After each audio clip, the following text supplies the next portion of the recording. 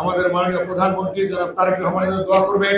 উনি একজন সাধারণ মানুষের মতো চলেন, রাস্তায় ট্রাফিক সিগন্যাল করলে গাড়ি থেমে যায়, ওনার গাড়িতে কোনো ফ্ল্যাগ নাই, কোন সিকিউরিটি কাউকে ধাক্কা দেয় না। কি জনগণকে ধাক্কা দেয়? কিভাবে চলেন তাকে? সেই ওয়েস্টার্ন কান্ট্রির মতো সে নিজের জীবন যাপন করছেন। একজনে লিখছে ফেসবুকে, লিখছে, মাননীয় প্রধানমন্ত্রী আপনি যে সরলতা নিয়ে যেভাবে আপনি চলছেন, বাংলাদেশে কিন্তু মির্জাফর আছে, অতএব আপনি এভাবে চলেন না এতটা সরল ভাবে। এটা কিন্তু মানুষের মুখ থেকে আসছে কথা। কিন্তু তারেক রহমান কি বলছে? বাংলার জনগণের জন্য ছিলাম, আছি, থাকবো, যদি মৃত্যু হয় বাংলার জনগণের জন্য হবে।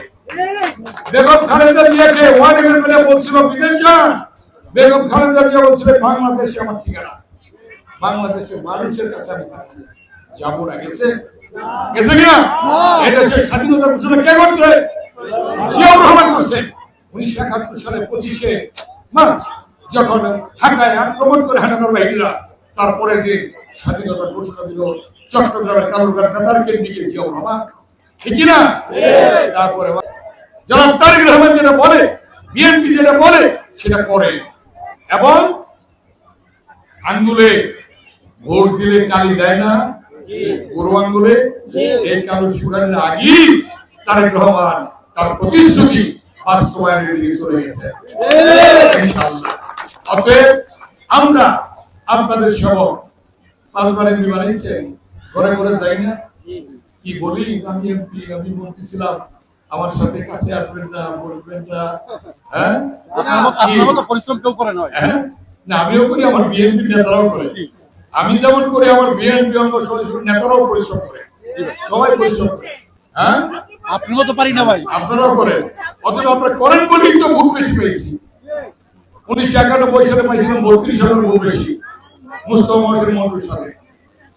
তারপরে দ্বিতীয়বার 72,000 ভোট বেশি পেয়েছি, তৃতীয়বার বিনা প্রতিদ্বন্দ্বিতায়, চতুর্থবার